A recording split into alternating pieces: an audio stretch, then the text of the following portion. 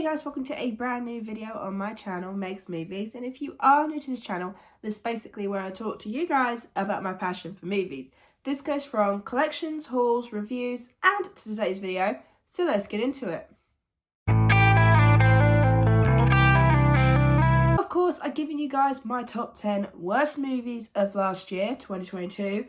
So of course, I now have to give you guys my top 10 best movies of 2022. So of course, with this, yet again, I will say it like I did in the top 10 worst. These are just of the movies I got to see. There was quite a lot of films I didn't get to see from last year that could have made this list. For example, like I said in the other one, I haven't seen Everything Everywhere All at Once. Things like that. So there's certain films that are probably on other people's lists that aren't on mine due to the fact of I just haven't got around to watching them yet.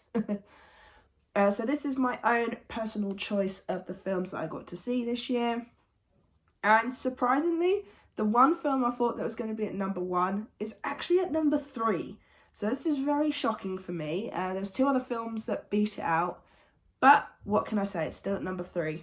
But yeah, so let's get into it. So this is my top 10 best movies of 2022. Okay, so starting with number 10, it's a little Netflix film that I don't think many people watched or even noticed, and that is Rescued by Ruby. This has got Grant Gustin in it from The Flash, who I really enjoy, and this film is just so heartwarming, so lovable, and I love a good dog story, what can I say? And the fact that this is based on true events is another yippee kind of moment, you know, like that. I think that just pushes that movie a little bit more.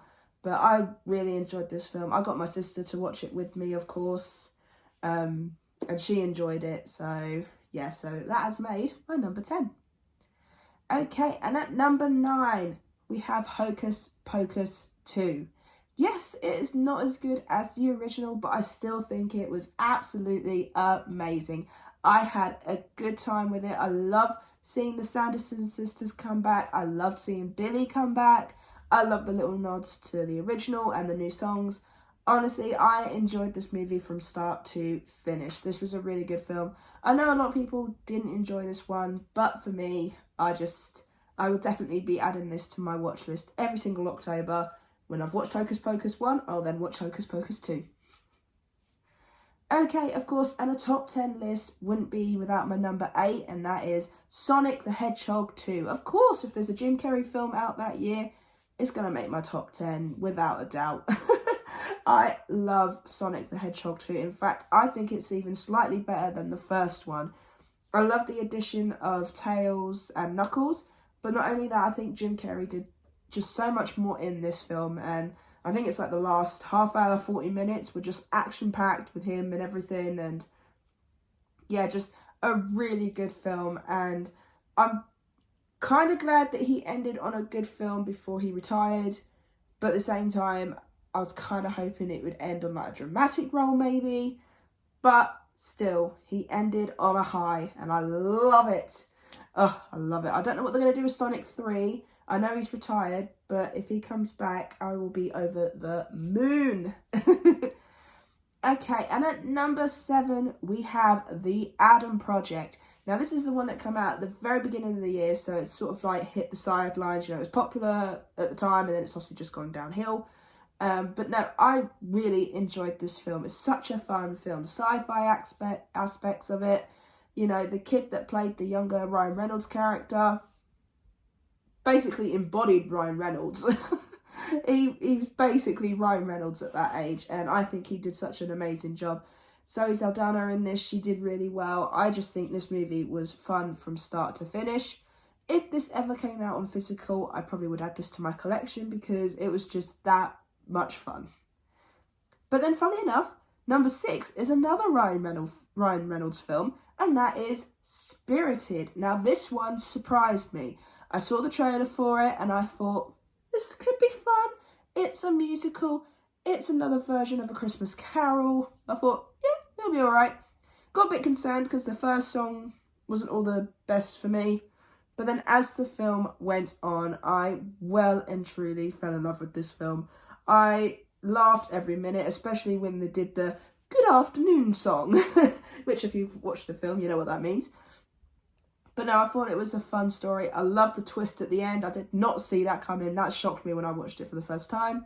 And this will now become part of my December Christmas watch list because it's just, without a doubt, one of my favourite Christmas films of last year.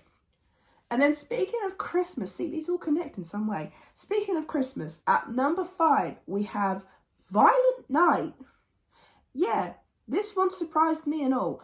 I went into this thinking, it looks alright, looks decent.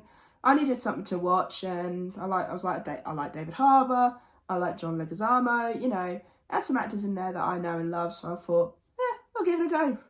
Loved it by the end. Oh my god, it's Die Hard meets Home Alone, and it is just, I've never seen Santa be so violent. Honestly. This was such a good film, and even the people that were in the cinema with me laughed, and I could hear them. And it's very rare for me to have a cinema experience where I actually hear the other crowd of people going, oh, or, it's nice to hear that. So, of course, I had to add this to my list, and as soon as it comes out in physical, this will also become part of my December Christmas watch list every single year, because this is just fun. Okay, number 4 is the only animated film on here, and that is The Bad Guys.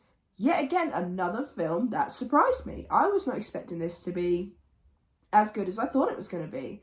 I watched the trailer for it, and I was like, could be fun. DreamWorks. I like DreamWorks. And then I rented it, and I was like, I wish I'd seen this in cinema. It was good. I loved it. I love the idea of the bad guys becoming the good guys, and sort of like that's the plot in the sense of we're bad guys, but we're going to pretend to be good guys, so we can be bad guys, and I think it was fun little aspect to it. And there's a song in this, I can't remember what it's called, but it's sung by the bad guys, and it is a fun, catchy song. And let's just say I listened to that song this morning as well. So yeah, I definitely will be adding this to my collection at some point in the future. And this would probably make my top 10 DreamWorks ranking, which I am planning to do right around when Puss in Boots Last Wish comes out. So DreamWorks ranking will be coming out then. So this will probably be in the top 10. Not sure how far in the top 10, but I'll let you know. But yeah, this was such a fun film, and I definitely look forward to watching it again. So of course we've made it to my number 3. This is the one that I said that was surprising me in the fact that it's my number 3. Scream 5. Yes, I honestly thought, without a doubt, when I saw Scream 5 in the cinema, I was there first day, first time, Cineworld. It was literally the first showing, and there was literally all of 5 people in there. But then I suppose because it's a horror movie, most people want to watch it in the evening. I watched that, and oh my god, I loved it. There was a couple of plot twists in here that I did not see coming. I cried a few times. I got jump scared a couple of times. Even that opening scene with Jenna Ortega, she was so good in this film. She was brilliant. There was some things that surprised me, like certain characters that, wow. I'm not going to spoil it. I know it's been out for ages, but still, I'm not going to spoil Scream 5 for anyone that hasn't seen it. But yeah, I honestly thought when I watched this was going to be my number 1 throughout the year, but then 2 other films beat it. But no, Scream 5, oh my god, I just loved it from start to finish.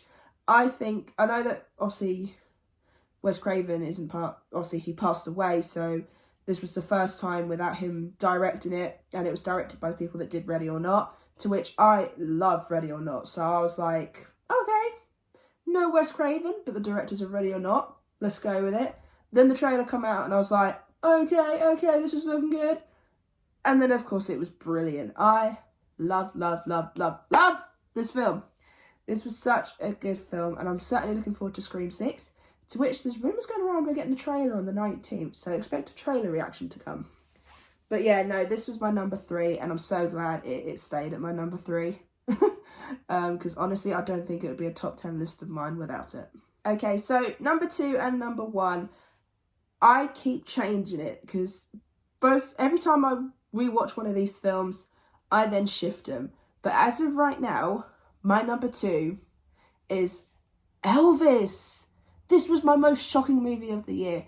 I I'm not a massive fan of Elvis. Like, I don't really listen to his music, things like that. I like Hound Dog. I like Jailhouse Rock. You know, there's certain songs of his that I liked. And I thought, you know, the trailer looks good. It's got Tom Hanks in it. You know, it looks like it could be fun. And then obviously my sister wanted to go see it because she is a massive Elvis fan. So we went to go and see it. And oh my God, Austin Butler just did the most amazing job of taking on the role of Elvis. He did so well. And the fact that he's up for Oscars and the fact that he won the Golden Globe as well at that point is, I think it's just brilliant. I think if he hadn't been nominated for an Oscar, I would have been very shocked. But this is such a heartwarming movie. It's just, you cry, you laugh, you sing, like, so many emotions. But Elvis, and not even just Austin Butler, but the whole cast just did so well with this film. And it's just, I love it. And I've got it on 4K, I've got it on Blu-ray, and I definitely look forward to rewatching this multiple times in the future because this was such a good film. However, because I rewatched this one, the number one most recently, that moved to my number one because I forgot how brilliant and action-packed it was, and that is Top Gun Maverick. Love this film. Honestly, I only watched Top Gun last year because I'm not really a massive war movie fan. Like, I'm just like, I'm not really into the war kind of things, you know, the planes, the tanks, things like that. So I only watched Top Gun because I was like, Top Gun Maverick looks good from the trailers. I'll give Top Gun a go before I go and see Top Gun Maverick, just in case there's things that connected to such and things. Then I watched Top Gun and I thought, why the hell have I not watched Top Gun? Like, seriously, how? Then I went to go and see Top Gun Maverick, and for me, Top Gun Maverick was better than Top Gun. Only slightly, but it was so enjoyable. And the fact that Tom Cruise wanted to keep Iceman in the film, the fact that Tom Cruise wanted pretty much all the plane scenes to be as practical as possible. If you want to see a cinematic piece like this without the CGI, this is one I seriously recommend you do because they barely used any CGI in this film, and I think it was so fun. It was nice to see the characters. It was nice to see Tom Cruise come back as Maverick.